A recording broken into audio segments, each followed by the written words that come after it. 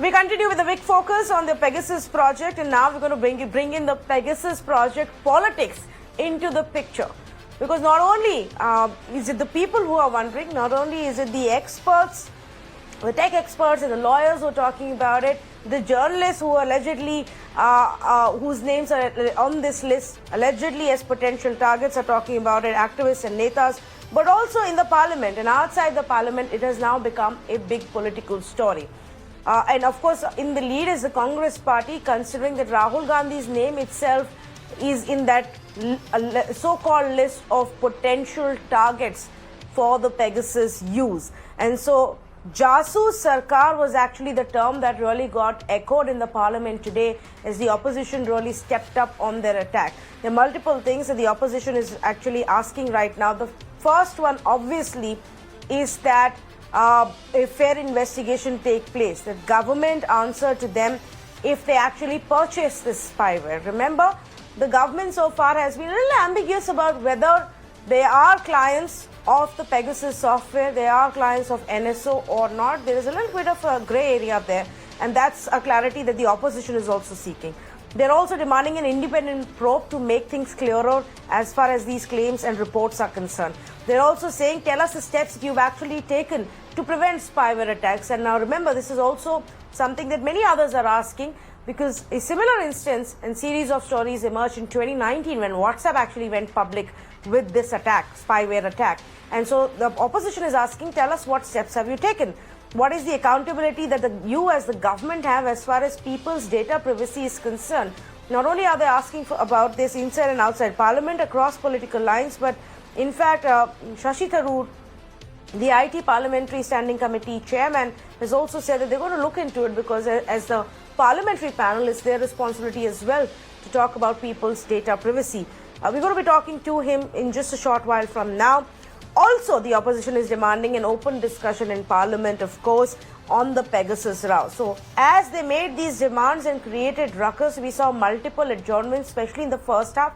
In the second half, at least, there was some conversation that happened on COVID between the states, but the first half was extremely noisy. So, tonight, let's talk about this. Let's talk about whether there is merit to the opposition asking for a fair investigation, and if the government will give in to this demand and order an investigation. Sudesh Verma of the BJP joins me this evening, Anil Anthony of the Congress Party, Saravanan of the DMK, and Satyaprakash of the JDU joining me this evening.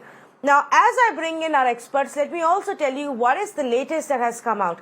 The latest that the Wire published, apart from an additional longer list of student activists and human rights activists whose names also figure on this potential target list, the Wire also did a story talking about certain aides and leaders of the Congress JDS coalition that had formed the government in Karnataka.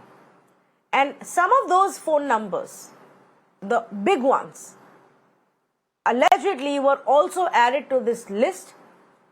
The Wire is actually connecting this to a big political event. They're saying all of these numbers were added in the run-up to the collapse of the coalition itself. So all of the back and forth that was happening between the BJP and the Congress JDS coalition, the hiding of MLAs, poaching of MLAs, all the resort politics, and subsequently a trust vote in the government, falling and BJP coming in all of that, they say in the run-up to all this drama, some of these numbers from the Congress JDS government in Karnataka were also put on this potential target list. And that obviously has given a lot more fresh impetus to the opposition's attack, because now they are saying, well, who knows? You probably use this snooping tactic to topple governments in Karnataka, in Madhya Pradesh, in Goa. That is the latest fight, adding fuel to fire on the story that has now raged on for 2 full days. So let me take this point across to Sudesh Verma and ask him this question. And Mr. Sudesh Verma, that's the question the opposition is asking. Were you using the snooping tactic to topple state governments? You say this question, okay, as a journalist you can ask, but the government has replied to it, Tanvi, and there is no reason that the government should not be trusted. Because if the government wants, then government has various mechanisms to tap telephone under various provisions of Act to Parliament, isn't it? There are committees of senior bureaucrats. They decide for security reasons whose phone needs to be tapped and all that. Tapping in itself is not illegal. You're talking of Pegasus spyware. The government said that no, it has not done anything like that. So now people say that someone used Pegasus spyware on them, their phones were tapped. What is the route left to them? Tell me. As a citizen of this country, what should they do if something like this happens? They should lodge a complaint, isn't it? First of all, if they're sure that their phone has been tapped, say for example, let me take the name of Mr. Rahul Gandhi. If he feels that his phone has been tapped and he can prove it, then he should go and file an FIR. He should resort to legal remedies, isn't it? You cannot say that since a report has come and you expand the extent of that report by quoting various examples, and then you say that fix an inquiry, investigate it. Is this country going to be a country of perpetual inquiries? No. There has to be substance. When the minister has replied, the government has replied through various people, it means that we are very sure nothing like this happened. You see what happened in France? Moroccan government. France says that Moroccan government was spying on some French journalists. French government was not even involved. So who knows who has used the spyware and why? So why you are putting the blame on the government? The government has said we have nothing to do it. And if anyone feels that his phone has been tapped, they No, should so review. I will take this point across to Anil Anthony in just a bit, Mr. Sudesh Verma. You're very right. I think it's unfair if any political party, Sudesh Verma, today jumps to the conclusion that this spying was, that actually there was spying, and if there was spying, it was done by the Modi government. We can't jump to that conclusion. But the problem lies when the government turns around and completely dismisses the story without even wanting to do an investigation. If not your government, which government? Which private entity? Who did this? The Chinese government, the Turkish government, the USA government? Did a private entity do? Indian private entity? International private entity? So many people who have anti-national interests, all international foreign companies who are looking to destabilize your government. If any of them are doing it, how will we know if the government doesn't investigate? Can I reply, Tanvi? Tanvi, Yes, please. You see, again I'm saying as a journalist you can ask, I appreciate you have a liberty. But you see, when the minister of the government says something, don't assume that he has just spoken in vacuum. You assume that he must have investigated prima facie, that what is happening and whether the allegations have some substance. When he found there is no substance, nothing has been done. Out of 50,000 phones all across the world, 300 Indians and 37 have been found to have some malware of Pegasus, isn't it? So please go and find out, go and get legal remedies. The country is a free country now. Don't try to put the blame on the government, because we know that there could be certain vested interests trying to malign the government. The targets who are there, known entities. Some student activists, Okay. some journalists. Anil Anthony, the government is saying, Anil Anthony, the BJP is saying, point taken, Sudesh Sharma. Let me take it across to our other panelists. Anil Anthony, the BJP is saying the IT minister has already made it clear. Any interceptions that happen are legally done, and there is nothing more to any of these stories. So why is it that you're assuming that it's the government that's snooping? Tanvi, thank you. In this particular debate, we have started by asking questions that are right at the root of the issue.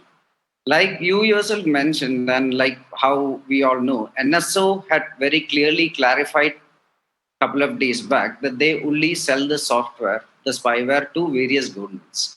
So it is very clear that this particular software can only be used by various governments. It could be the Indian government, it could be some other hostile government. However, when we are looking at the Indian scenario right now, we know that like the government of the BJP government has also said, the IT minister said that any tapping that is happening in the country is legal. However, when we are looking at the list of the people who are allegedly being tapped, we are looking at 300 of the most premier citizens of the country, including judges, including leading members of the opposition, including Sri Rahul Gandhi, including former election commissioners, even members of the cabinet, these are the kind of people who are actually in the list which are allegedly being tapped. And this is not something which the government can just wash off by saying that it is a routine investigation or we are only tapping people which we are legally being allowed to do. Because I don't think that any of these people come in that review. So this is where it ends. And now when we are looking at this particular scenario, like the tapping could have happened from two sources. It can be the government of India. It could be any hostile country. Either way, this is a huge lapse, something which is a treacherous lapse, I would say, from the government of India. If the current government, if the BJP government is actually, if the government is actually tapping the people I mentioned, including members of their own cabinet, then what kind of country are we actually looking at? We are looking at a country where some of the leading civil activists, politicians, journalists, everybody are being snooped in almost in a similar manner to what we saw in countries like Soviet Union, countries like, let's say, China right now, where it is actually, we are in the middle of a surveillance state where our democratic institutions are completely finished. And right now we are in the middle of a surveillance state. The alternative is the leading people in this country, the biggest constitutional authorities in this country, including, let's say, people in the courts, the judges in the courts, our ministers, all of them are tapped by some other hostile country. And if we have people who are compromising at this particular level, again, it is a huge security lapse that has come from the. So whatever it is important that we actually go to the root of it and we identify. Well, what is concerning to me is that the biggest of the tech giants, Anil, I take your point. What I just want to highlight, what is also concerning is that the biggest of the tech giants are unable to, do too much. WhatsApp detected it. They tried to fix the bugs repeatedly. They told the government about it. That story went nowhere. As of March 2021, it is a written response by the government and the Ministry of Information Technology in the Parliament that they have no further information on those attacks and spyware attacks of 2019. So no available information actually doesn't mean that nothing happened. It means that you don't know. Either there was no attempt made to find out, or if there was, you don't have that information. It's somewhere lost in the system. This was in March 2021. In July 2021, a new set of reports emerged, and within 12 hours or less actually, within 12 hours, let's say, of those reports hitting the internet, the government has turned around and said there is no truth to it. And Sudesh Verma wants us to believe, Mr. Satya Prakash, are we now to believe that this is because some checks and balances, some internal checks have been done, which is why the NDA government is so sure that nothing has happened? How do we know this without carrying out an investigation? You don't even have an answer to give us as to what happened about the 2019 attacks. Can I respond to this, Tanvi? Can I just... I'll come to you, Mr. Sudesh Verma. Let me just get Satya Prakash to make his comments, then I will come to you. Tanvi, Parliament is in session. If the Parliament would not function in a smooth way, how would we ever know, and how would anyone can discuss on any issue what has happened exactly outside of India? Some reports are there. On the basis of those reports, we don't have substantive evidence. If the government wouldn't have the substantive evidence and there is no discussion in Parliament, there is a huge disruption by the opposition party. How the government will come out with any truth in the Parliament? It cannot be discussed in the media, like the report has been published by so many sections of media outside of India and even inside of India. And the company which has made this kind of spyware software has denied completely. So there is no substantive evidence on which the investigation could lead. Let the Parliament discuss. Let the opposition cooperate in discussion of such a matter. If the opposition really wants to get it investigated, why they are deviating from discussion? Why they are disrupting the Parliament again and again? If this cannot be decided in the media, this cannot be decided outside of Parliament. If the Parliament is functioning, is in session. So my point is very simple. If the crow has taken away your ear, you will see your ear, not the crow. So first you watch your ear whether there it is, or investigate it, discuss it. We are not looking to the crow, invisible crow. What has happened? What are the reports of spyware? There should be substantive evidence. There must be a kind of discussion and a proper constructive discussion, not a negative one. If we, on the whims of fancy of opposition party or any other report, if the government starts moving, then tomorrow there will be hundreds of such kind of report all over the world regarding India's every kind of functionality and its governance. So be responsible parliamentarian first, be the responsible opposition first, then come out with any kind of proposal, and government of the day has to respond as per their responsibility. There is no deviation from the government side. Why the opposition deviating again and again on the point? There are so many names, so many reports. So my point is No, but the government inside and the outside the parliament so far, Mr. Satyaprakash, hasn't given any indication that they're inclined to even carry out a proper investigation. Now, if within 12 hours they have found out that there is no such thing at a time when expert after expert, the biggest of the tech experts and media houses are telling us that it's not so easy to check this, because you need to actually investigate each of those devices and see if indeed there is any presence of Pegasus. And then if there is presence of Pegasus, then you try to find out where did it come from, who was using it, for what purposes. Obviously, all of this investigation, Mr. Sudesh Verma, has not been done yet. Why are we shying away from doing that investigation? Sudesh Verma, yes. Yeah. No, one minute, please. Sudesh Verma, please, and then I'll go across to Sarvanan. Yes. You see, first of all, let me clarify to my respected friend from the Congress that we are not talking about phone tapping. We are talking about hacking, isn't it? Hacking is something that can happen with anyone. It has happened with websites. It has happened with various service providers that their entire data has been hacked. The issue is how safe is cybersecurity, isn't it? Should we not ask WhatsApp that used to tell? Because one question came to my mind just now. WhatsApp said that all our messages are encrypted. Nobody can read it. Then how it has been hacked? Tell me that.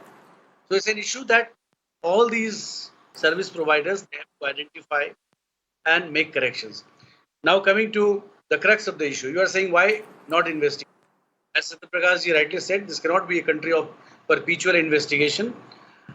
You see, if an individual, only 37 phones have been found to have some malware, which is out of 50,000. And now, if I find that my phone was hacked, what is the recourse I have? Do I demand parliamentary inquiry into it, or do I go and file a case with the police and get through a legal process that who has done it? Isn't it? That process is open. So why don't you exercise that process? If you feel that the government has done it, go and nail the government. Get some facts, because even the reports, those who have written the reports, they have said they are not sure about it.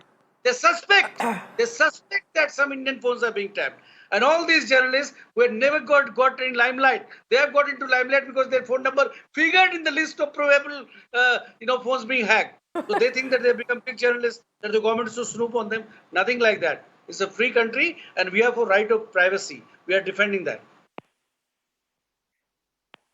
Come on now, Mr. Sudesh Verma, knowing where, your own experience and background, I would urge you to not make such comments simply because, these may be some of the journalists who are the harshest of the critics of the government today. It has nothing to do with whether any of them are in the limelight or not. In fact, I think some of them are very much into the limelight because of the kind of stories that they do, which have been labeled as anti-national or anti-government or anti-India itself. Tanvi, I know the kind of campaign that has been launched against this government. Whether it's New York Times, whether it's Washington Post, whether it's Amnesty International, George Soros, or anyone. They want to destabilize, including China. So we have to be aware of that. So don't point out fingers. Accept the process of law. Go and file a case. No, so I'm not talking about the Washington Post or the New York Times or anybody else. I'm generally talking about the journalists whose names have appeared to be the potential targets on this alleged so-called list. Sarvanan and the government, just like they did 2 years ago, is giving an indication that if you have problems and if you have concerns on whether or not you've been snooped upon, please go to the court and seek legal action. Yeah. The way this issue is blown on the face of the BJP government, it makes Watergate look like child's play. there are two issues here. The first one is whether the government is agreeing whether it engaged in the services of Pegasus or not. So there starts the first issue. If the government agrees, then we'll have to see whether it is within the framework of our IT laws. If the government says we have not engaged in the services of NSO and we have not deployed Pegasus, then two issues arises. The first one is whether the government has gone ahead outside the framework of the law, or it is the handiwork of some enemy state or some non-state actors or anybody else who wants to destabilize India as per the BJP spokesperson's comment. All these issues, if it is not done within the framework of our laws, whoever has done that, they have to be brought to book. This is too big a story to be brushed aside. The BJP cannot still, even after 7 years, they cannot come and whatever criticism is thrown out against them, they cannot come and hide it behind the cloak of nationalism. People are not going to buy that story anymore, sir. It is over. People bought that. When you said, branded everybody who criticized the BJP as an urban Naxal, you criticize whoever is against an anti-national, now it has become a badge of honor. If a BJP spokesperson or a BJP leader terms someone as an urban Naxal, it is a badge of honor. That is how trivialized. That is how trivialized you have made that. All those brandings. Now coming to this issue. Okay. If Okay, Sudesh Verma wants to respond. Yes. No, let me finish this, Tanvi. Let me finish this. Let me finish this. Let me finish this. No, let me finish this. I'm not yet finished. Okay. Finish your point. Yes, finish your point. Yeah. So the other important issue would be, see, these allegations are false. There is no iota of truth to it. Then the government should go ahead against all the media organizations. Does this government have the courage to go ahead and charge all the media organizations that this is a blatant lie? Will you do it, sir? Can I respond now, Mr. Saravanan? Yes, you may can. exalt, Yes, please. You may exalt and you may aspire that I call you urban Naxal and maybe a badge of honor for you, but not for a nationalist like me. It would be a shame for me if someone calls me urban Naxal. If you say, I'm not. If BJP I'm a wants to be an nationalist. urban You said Naxal, no. that is a badge of You honor. said it's a badge of honor. Because No, you it's have not. branded everybody. Okay. Everyone who Saravanan, now let him BJP respond. is an Let's urban listen. Naxal. Let's listen to Sudesh Verma, Kind of please. the divide. So you may enjoy it. Now let me come to the substantive point you made. You see, we are not saying the government has clarified that it has not done anything. The allegation is on the government. I'm calling it allegation because even the reports don't say with authenticity, the same authenticity with which opposition is crying. So you start spreading the rumor and then pick up rumor from here and there, quote a report and say that fix an inquiry. Why? The government is sure nothing has happened. And if your phone, again I'm reiterating, if someone has hacked your phone as an ordinary citizen, what would you do? Are you saying that legal remedies should not be given, should not be exercised, and only an inquiry committee should be set up? Do you know how many websites are hacked on a daily basis? How many phones could be hacked on a daily basis? So this is a crime, isn't it? If a crime has happened, what is the recourse you should take? Let me try and understand this. Okay. Mr. Sudesh Verma, let me try and understand this from you. In 2019, while a lot of times in TV studio debates, the argument given was go ahead and take legal recourse if you want to, there was an indication from the government that yes, WhatsApp did inform to us 2 times about these attempts and these spyware attacks, and that we are going to look into this issue. But why wasn't that done? And why is it that in 2019 you were open to investigating this? Because it was WhatsApp that came out and said the breaches happened. But this time, because it's organizations like Amnesty and the Wire which are reporting it, you're outright dismissing it without even considering an investigation into it. Why? Because why we are saying it? First, the government has done its due diligence. 2, the source of information, Amnesty and all, they're all defamed organizations so far as government of India is concerned. They had to wind up because they were not following Indian laws and they were doing business here in the name of Amnesty. This never happened. And we have banned so many NGOs, they have an axe to grind. So one day before the parliament is going to start, you come with this story so that the parliament is sent to wreck us so that the opposition makes an issue out of it. The agenda gets derailed. Who wants to defame India? Can't we understand this? When we are saying that the legal process, that the institutions are intact, why don't you exercise your right? Because Mr. Rahul Gandhi, please go. Get checked whether your phone has been hacked. Just because your phone number figures in that, or some report says might have been hacked, how you are sure? Tell me that. The country would like to know, isn't it?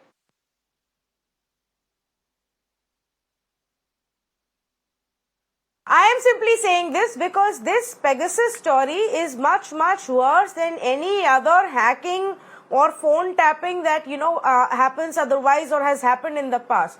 And why do I say this?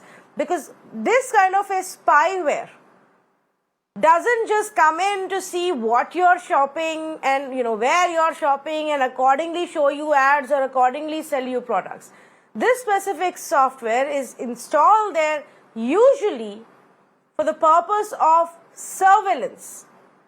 And because internet and our mobile phones and our smartphones have become such an integral part of our lives that is essentially anybody who has access to it pretty much knows what you're doing 24/7.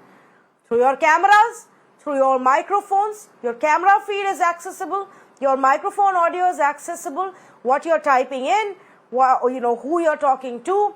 Even if you're not using your phone, it's just lying on the side, where you are, what you're doing, your location, GPS location, every single movement that can be accessed and recorded. Just explaining it to our viewers also, so there's just 1 minute.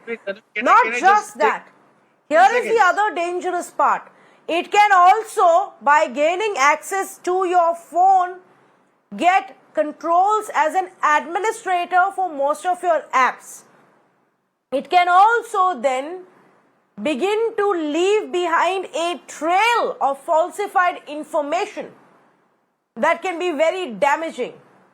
It's like somebody got access to your email account and then sent emails from your account to others, leaving behind it, a evidence of some criminal action or a crime that you've not even committed.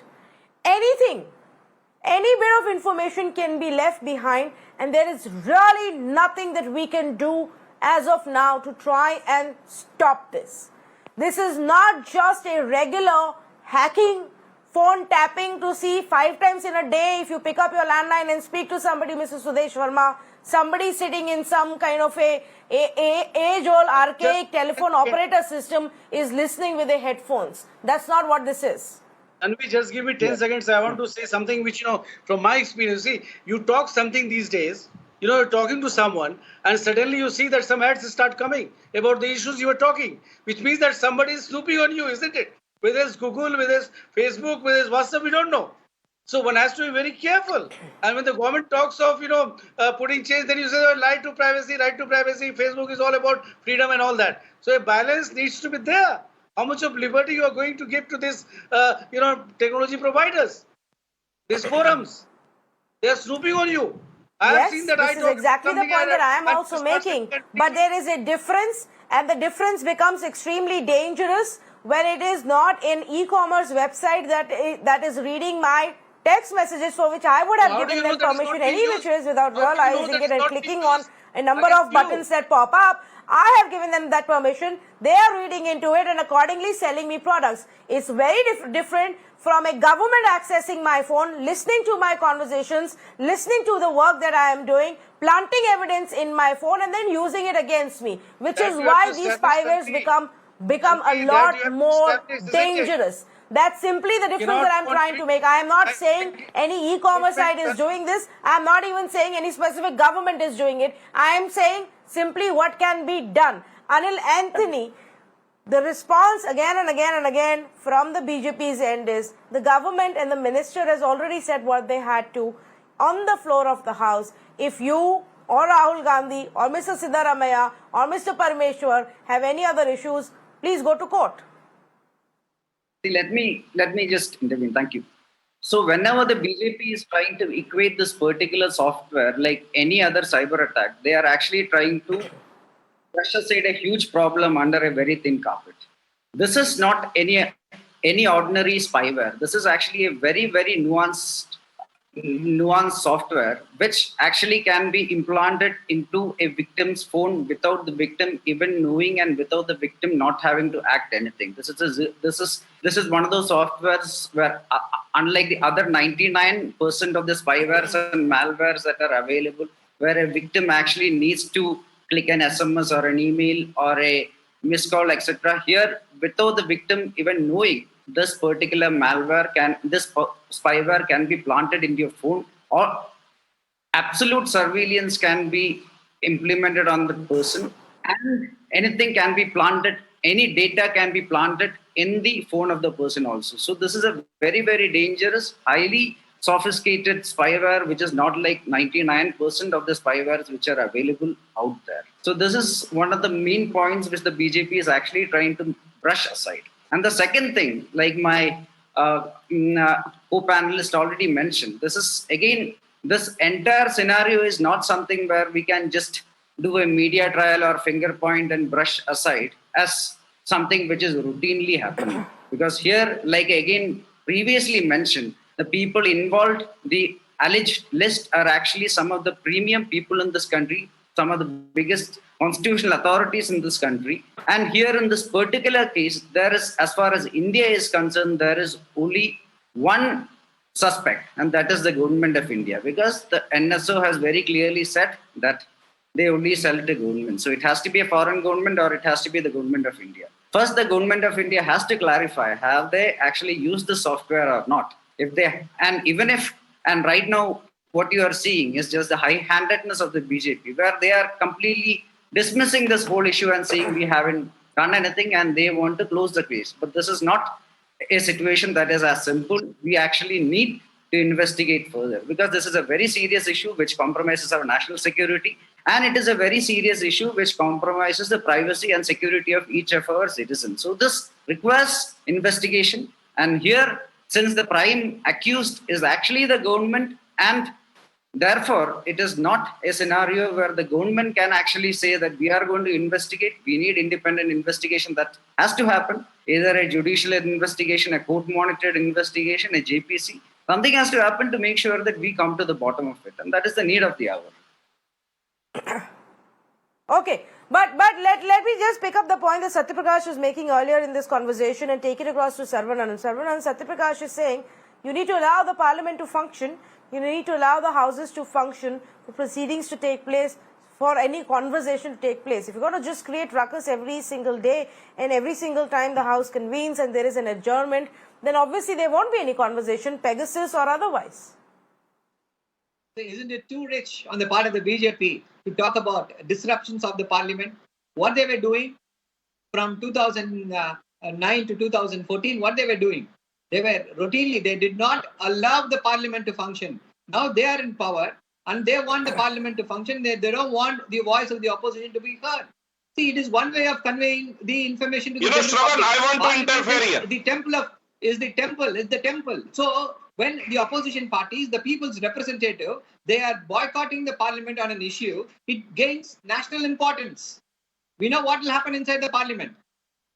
So that is the reason why they have chosen one particular way of showing their dissent. It is allowable in our parliamentary democracy. Another important issue would be the funding for this Pegasus. If it is the government which has utilized the services of Pegasus, the amounts quoted by NSO is mind-boggling. So it is the taxpayers' money. Definitely, I don't think the BJP party has given it out of its pocket. It is the government money, it's the taxpayers' money. And how much money has been spent on this? And what, if you look at it the other way, what we could have done for welfare activities?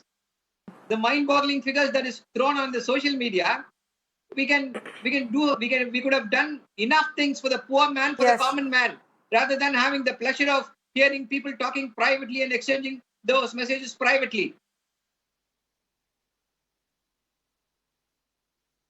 Okay. Satyaprakash, Mr. Satyaprakash wants to come in. Yes, go ahead, please. Yeah, what Shravan was referring to, that parliament in earlier government were not functioning as well. There were substantive evidence that point of time, and the opposition party were demanding for probe inside coal scam, 2G scam. There were substantive proof. And now what is happening, that on the basis of some forbidden stories report promoted by Amnesty International, even though if the parliament would function, the government will definitely take this issue very seriously. Opposition must understand one thing, that when the session is there, the parliament session is there, the government cannot go to the media to explain something. One has to understand a responsible minister will state everything inside the parliament. Let the parliament function smoothly, and on the basis of some reports like this, government has to definitely take this issue very seriously. What is wrong in that? But if this is a digital age, if there are so many reports, if there are so many spyware, how many time a government will protect such kind of thing and will go with the investigation process? It is a lengthy process because there are 400 and 500 names coming out day by day that these are the spyware installed in different mobile of people of public life and even journalists. So my point is very simple. Let the parliament function. Opposition party must understand and raise the issue. The government will reply there. Why they are creating roar inside the parliament? Tanvi, just five. No, Shravan, let me finish first, moment. then you come. On the basis of these, there are no substantive evidence that such thing has happened. If the opposition question is that whether the government has procured Pegasus or not, where the government will respond regarding that? In the parliament. Let the Ashwini Vaishnav, the Minister of Information and Technology, let him come with the report.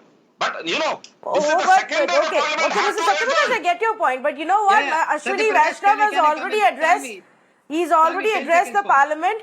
And the amazing wordplay that often gets used by our ministers and centre has to be pointed out here. I'm sorry, Savana, I'm completely out of time, but I just want to make this point because it's been mentioned that the minister can address the parliament. The minister did, but you know how they circle the entire issue by saying that all interceptions are legal. It doesn't answer the question whether there were interceptions matching with this list or not. We still don't know whether Pegasus is used or not used by our government. We still don't know if there is any information available, and what is that information available that dismisses the prior reports of 2019 of attacks.